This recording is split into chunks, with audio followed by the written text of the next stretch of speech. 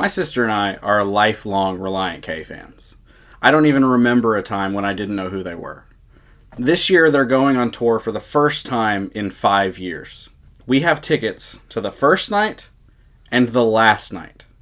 So we decided we want to take a look at each of their individual albums with a retrospective look, starting the week of the first show and ending right before the last. 7 weeks, 8 albums. This is Relient K Revisited.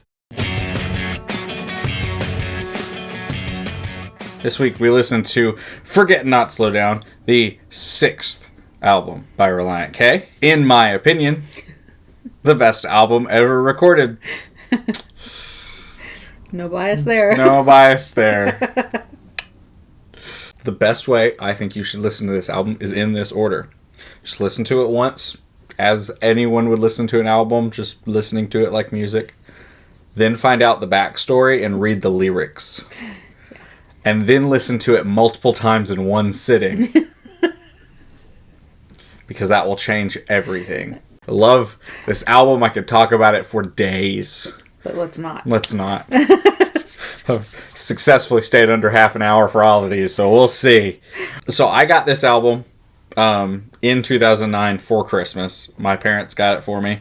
And it rocked my world because I'd never heard anything that sounds like it. It's one of those albums I think you could listen to any of the songs apart from each other and know they were all from the same album. Mm-hmm.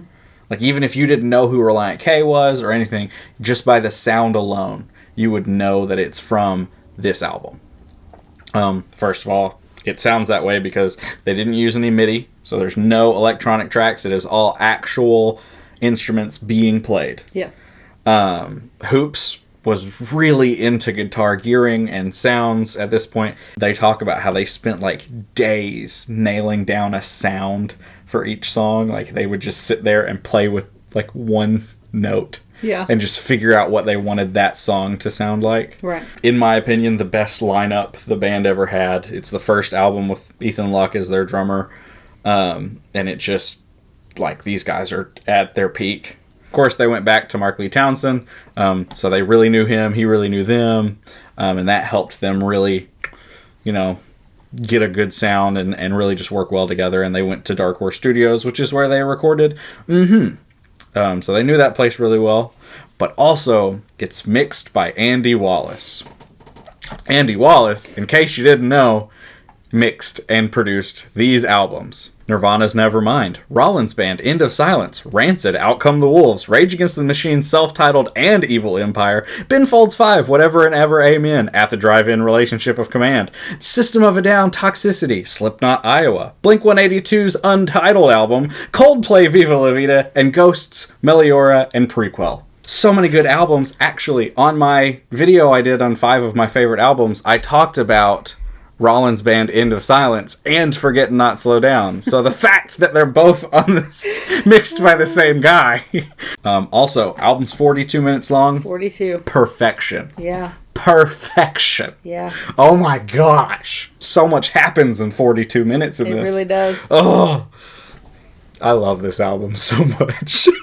He wrote this album in isolation. Yeah. Like, he was alone, and he said about it, he was like, you could think about something and keep thinking about it, and no one would interrupt you for 6 or 7 hours. So he was really able to, like, delve deep into what he was saying. Yeah. And he actually said, like, I'll never write an album a different, like, I'll just write every album this way. Like, that's just what I'm going to do. And I don't know if he did that or not, but you can tell that he had the time to really ponder. We talked about last album, like, it had a lot of metaphors. Yeah. This album is entirely the whole thing is metaphors. It's just built upon metaphors. And they work so well, too. Like, sometimes people will throw metaphors into songs, and it's like, that's a stretch. Yeah. But they just work so well. This one is good because the album is one of those to where it changes every time you really dive into it because of those metaphors, because you're figuring out what each one of them means. And you find another layer. Yes, because there's so many you could take in different directions, and it's really according to who's listening to it as to what it means. Mm-hmm. I do think it's him going from wanting to move on, forget everything about this relationship, because he thinks it's her fault and it's just her being unreasonable. Yeah. To realizing how much she actually means to him and how much the relationship meant to him, to then realizing it was his fault and he's the one who caused this, to wanting to fix things, wanting to try and get back together, to then his acceptance of it's over. Yeah. And then if you include the Owl City song, moving on. But it's like there's a few different ways you could cut it. You could also argue that there's different things happening. But that, in my head, is what's happening. I really need Thiessen to just go through this album and be like, this is what I meant by this. But it'll never happen. So I'm just going to fan theorize here. There was apparently a hidden track. Did you find the hidden track? I'd never found it. I've heard it on YouTube. Okay. But so we had the copy with the thing beforehand where it's the woman in like the subway where she says, next station is Concord B. B is in Bravo. We had that copy, but evidently if you push back right before Forget Not Slow Down, there's a hidden track that's that's Matt's dad singing part of Sahara. Yeah. Have you listened to it? No. It's weird. It kind of sounds... He has a Johnny Cash sound to him. Huh. Very low, pretty vibrato-y. Interesting. Yeah, it's different. Yeah, I didn't know about it until years. I mean, probably a decade after I'd had this album. Mm-hmm. So, Forget Not Slow Down. Yeah. The most upbeat song on the album, I'd say. Because it's him before he's realized that it's all his fault. And before he's quite sad.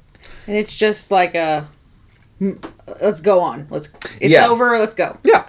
This album is cut different on Spotify. When you have the CD, the transition into I Don't Need a Soul actually happens way later. Because it kind of, it fades into that piano. On the CD, Forget Not Slow Down, it doesn't end until you're a good, I'd say 2.5 measures into that piano. Mm-hmm. Then we have I Don't Need a Soul, which I didn't realize until this morning, and I might be wrong on this. So halfway through, he says, come home from the hospital, news shows on your face, too well. But he starts the song with, I listen to the sirens sing me back to sleep. Uh-huh. Because he's sitting in the hospital at this point. Got it. And then, departing from the hospital, he's with her. They were both there, referring to their relationship. Oh. Yep. I think. Could be wrong. I mean, it makes sense. I just always thought it was in an apartment in a city. I always imagined him in an apartment. But yeah. The phrase "departing from the hospital," he's leaving. He's leaving. Yeah. So yeah, there's only one reason you would be trying to sleep in a hospital, and it's because you're there. Exactly. Which this song is beautiful. It is I really beautiful. adore the song. The sound of this song, the lyrics of this song, it's gorgeous. Yeah, and it's one of those, if you just looked at the title, the title is I Don't Need a Soul, but the full line is I don't need a soul to hold. Without you, I'm still whole. Yeah. Which totally changes it. Absolutely. That we've got Candlelight, which is just... Candlelight is all metaphor. It's all metaphor. The and entire that one, thing. Hoops wrote on that one, too. I didn't know that. It was both of them. It wasn't just Thiessen. There you go. But yeah, I wrote, good Lord, the metaphors. Oh, yeah. It's cute. It's one of the more positive songs on the album. Yeah. And I think it's the beginning of that recognition of... It is. Wait, I still have feelings of admiration and maybe love for this person. Yeah, the first two we've got that... I'm fine. I don't need this relationship anyway. Yeah. And then we've got, but that was pretty good. Mm-hmm. And that's Candlelight is the beginning of that. Yeah. Which it ends with Flare, the outro, which is really pretty. It just adds to it. I honestly can't imagine listening to Candlelight without Flare. I didn't realize it was two. I didn't realize until I sat down and watched the tracks change how many intros and outros there were, because a lot of them, I just thought it was one really long song. Yeah. Because it is just the same. It feels like a bridge or something. Yeah. Nope. It's just another outro. Just an outro. Yeah. And then you've got Part of It, which is really freaking good. Yes, it is. And that is, I think, him starting to figure... I think during the song, he starts to figure out it was his fault. Yeah. Because at the beginning, he doesn't know. Mm-hmm. At the beginning, he's still blaming her. Because he's talking about how he's trying to fix it. Mm-hmm. And he doesn't understand why it's not working. And then he starts to see. Yeah. Yeah. Yeah, he says, I guess it's time for me to grow a conscience. Yeah. And then he's like, oh, that explains why all this simply collapsed. Yeah. Also, and I didn't realize this until last night, I've always thought when he says it's something that you fell into and crawling out is hard to do when you're not so sure it's something you want to do, I thought he was talking to her. Mm-hmm. He's talking about himself. Because that's all the metaphor of him in her heart. Yeah. And he's talking about how he fell into her heart and he doesn't want to crawl out. Yeah. But he needs to. A good movie will have you really connect with a character before they give you the bad thing that character has done. This album does that. Yeah. It really makes you connect with your narrator really well, and then he's realizing what he's done wrong, and you're like, oh. Yeah. Maybe he's the bad guy. Mm-hmm. And it's just good storytelling. It is. It's just good storytelling. Yeah, no, Therapy's always been my favorite. Which it's got, I don't know who Brian McSweeney is. I don't know who 7 Day Jesus is, but he sings part of this song. Yeah, I don't know them either.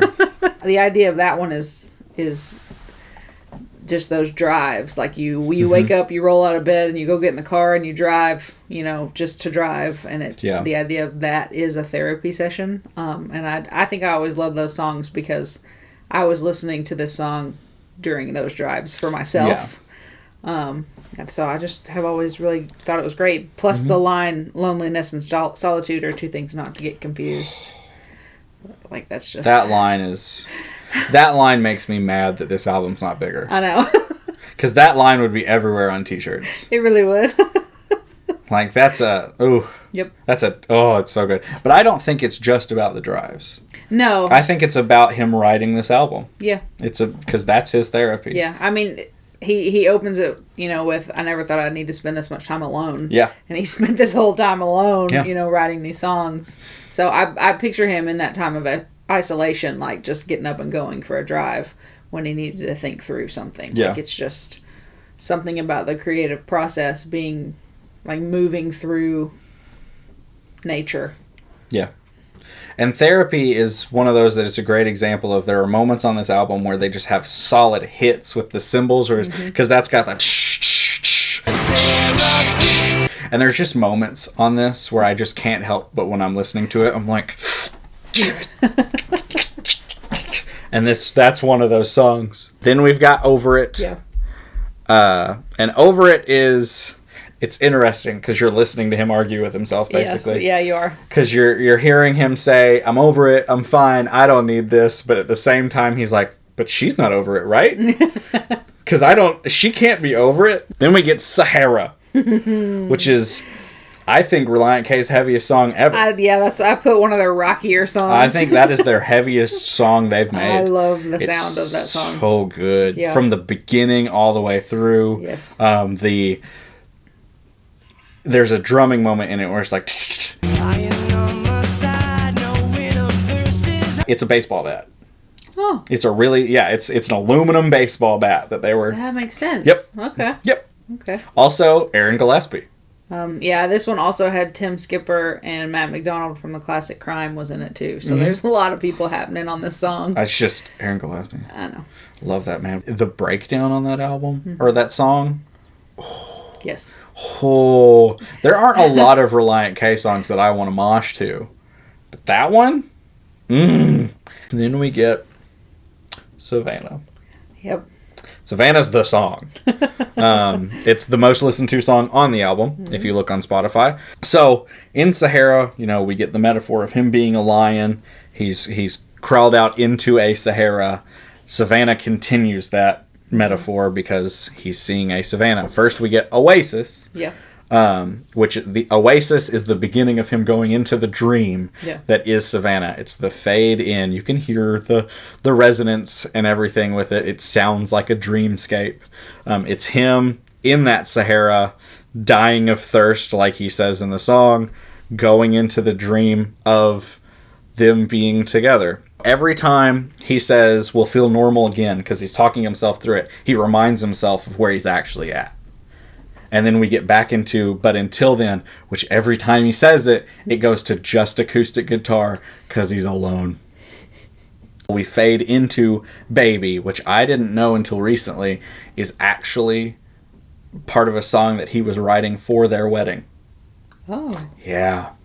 So when it fades out of Savannah into Baby, he's fading away from a dream into the future, into a memory of the past, until Baby fades back into just acoustic guitar, where he changes the lyrics to say, when you were with me. Heart-wrenching. Like, it's one of those songs that if you don't know the backstory, this is a beautiful love song. Yeah. It's gorgeous. You would play it for your love. For like 10 years, I thought I was going to sing it at my wedding. I would never do that now because I know what it's about. On a lighter note, if you listen to this on Spotify and use their lyrics, the lyrics for Baby are actually Justin Bieber's Baby, because they did a cover of it on K is for Karaoke. So I started listening to it and flipping through the lyrics, and I was like, this doesn't match, and then I realized what it was. So, you know, if you try to read the lyrics on there, those are not correct. That's disappointing. From Savannah, we've got like the trio of This Is Over songs. Yes. If You Believe Me, This Is the End, and If You Want It. If You Believe Me has a line, if you believe me, it means you have to disbelieve yourself. What a line. That's him knowing. Yeah. That's him coming full circle into you'd have to lie to yourself like I lied to you. Yeah. And it's... And so This Is the End and If You Want It. Yeah. I've got two theories for that one. I think This Is the End could be... Those are his thoughts. This Is the End is what he wants to say, what he's feeling, all of his anger coming out, and If You Want It is what actually is said. Yeah. Or This Is the End is what is said first, and afterwards is the I know this is over. Yeah. After all the emotions have come out, all the anger, the understanding is there of there's nothing I can do. Yep. I don't know which of those it is. I could see it being either. To me, it was just I'm torn between acceptance, because I know you want it to be over, but do you want it to be over? Like, if you don't, that's cool, but if you do, I'll be okay. Like, I'll make it.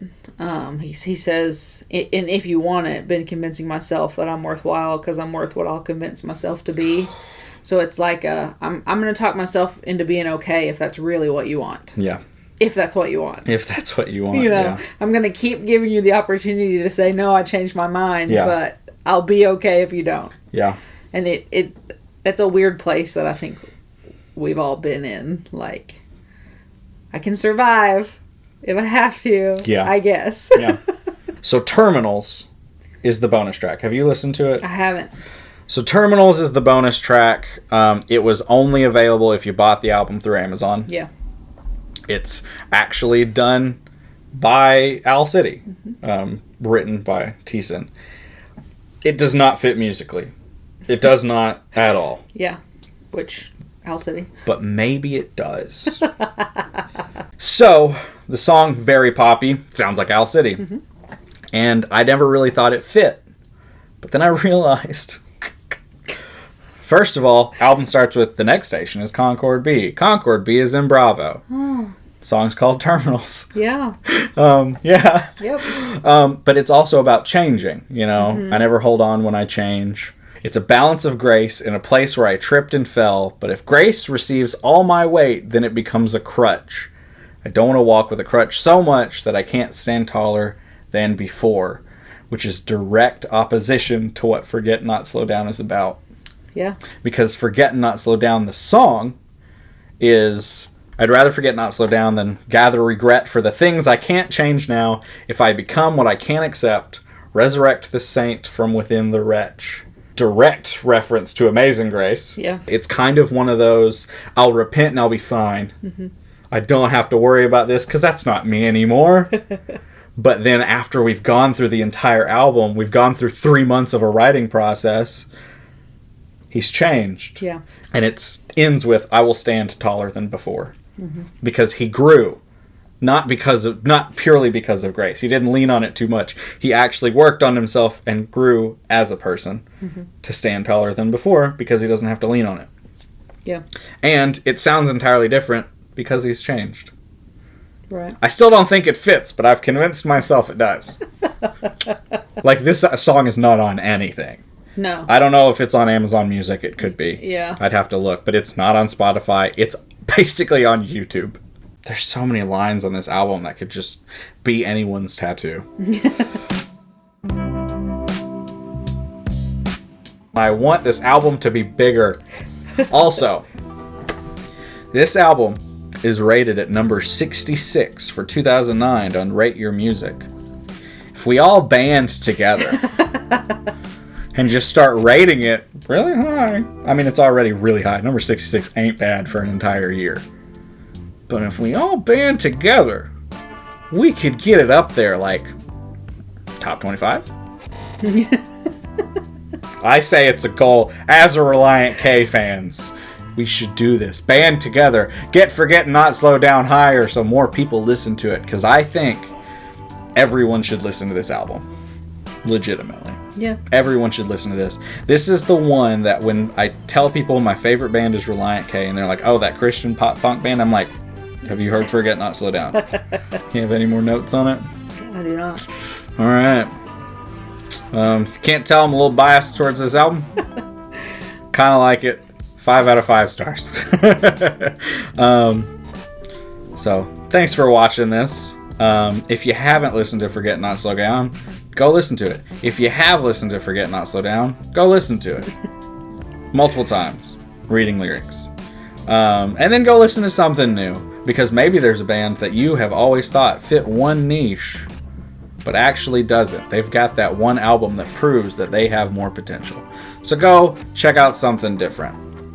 And join us next week when we listen to Collapsible Lung, the redheaded stepchild of Relient K albums. There's a really good video. Mark Townsend has a YouTube channel. There's a really good video for the 10th anniversary where he talks about the recording of this album. It does not have enough views. Like, I have videos with more views on it. Go watch it. Go watch it! Dude produced the album and most of Relient K's albums. Like, yeah.